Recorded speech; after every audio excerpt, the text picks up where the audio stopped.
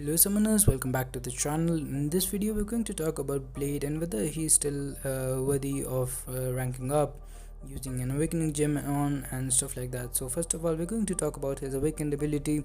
So whenever he's down below 70% health, you can just hold your block, regenerate a slightly over 1600 health with the recovery mastery, and that's pretty good, and you lose a little bit of power, which actually ends up being a pretty cool ability because I have messed up my power meter countless times and pushed myself to the SP3, especially with power gain characters or mystic characters with mystic dispersion, when I wanted to use my SP2, which has costed me in the fight.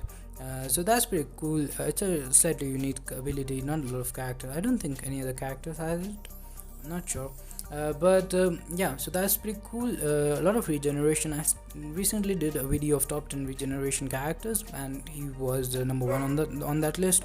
And I did a video of top 10 skill characters, and he's number 4 on that list in my opinion, behind Nick Fury, Aegon, and Hitmonkey. Some can say like Elsa and characters like that also, like they're pretty comparable, I guess. So yeah, he's still really powerful character. He's a really good candidate for skill or generic signature stones because he still has some decent prestige, and he actually benefits from the sig levels because it increases the regeneration, and I think it decreases the power that you lose when you are holding block. So let's talk about the awakening gem now. I think he's still worth it, but given the fact that you either already have Nick Fury and Aegon awakened, or like maybe you are not getting that many shots, the chances of getting Nick Fury or Aegon are pretty low, and you have a really good use for this blade. So in that case, I guess making awakening him is pretty cool. It's still really good value because of the regeneration that you get. And talking about his abilities, other than the regeneration, against villains, if you have the Ghost Rider synergy, he gains danger sense, which basically is a lot of a pretty strong defensive ability reduction, which will always be useful in the game. Like even Electra right now has some uses. If she's your first 6-star, she can get you through a lot of stuff, and that's the thing with defensive ability reduction. It will never be old. If you see Tater's channel, he uses his crossbones to take down Iron Man Infinity War in tier 1 Master Alliance Wars. So that's pretty cool. And Blade, he still has his uses even in top tier Alliance War. Like I was seeing some Alliance War gameplay the other day, and he soloed a Doom mini boss and then a Doom boss with the stubborn note. So that's pretty cool. Again, the regeneration and damage is pretty great kit in general. Plus with the Mephisto or Dormammu synergy, he gets danger sense over the entire Mystic class, which is pretty huge. Like, he's not the best Mystic counter. I think Human Torch is the best Mystic counter. Maybe even Red Hulk is pretty comparable with the class advantage and stuff.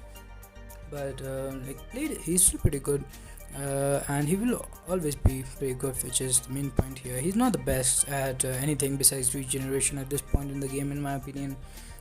I've had him for a long time. I didn't use him much in Act 6, I'm going to be honest here.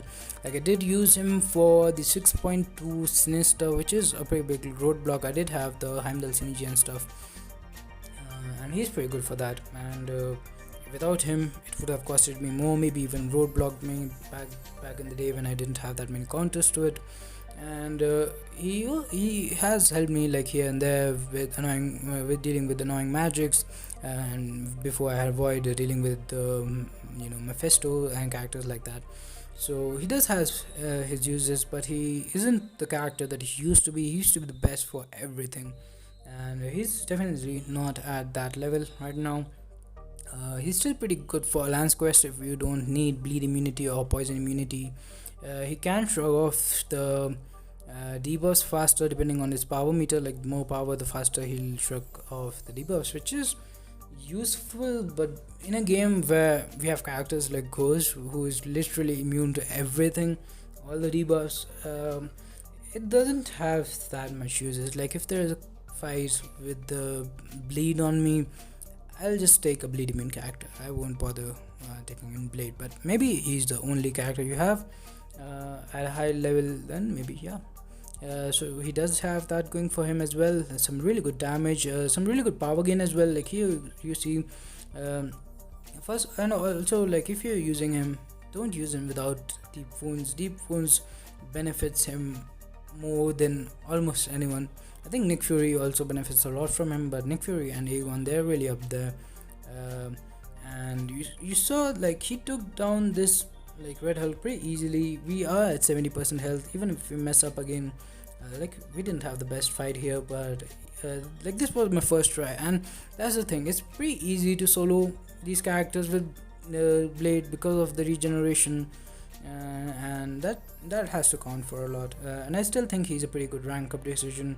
And here we're going to see the regeneration once again come into action. You're going to see that we're going to take a lot of hits as well, but we'll end up regenerating all the way back. And this is Canadian difficulty, given it's not the hardest content, but it is still new content, and Blade is still really relevant. And if you have him, then do consider ranking him up, and he's still pretty good in my opinion. So that's pretty much it for this one. We're going to end this fight with a special 2. I'm going to upload my Lance 4 video tomorrow, same time, almost the same time. So thanks for watching. Have a nice day. Stay tuned for more content. Subscribe to the channel, and stay safe. Bye bye.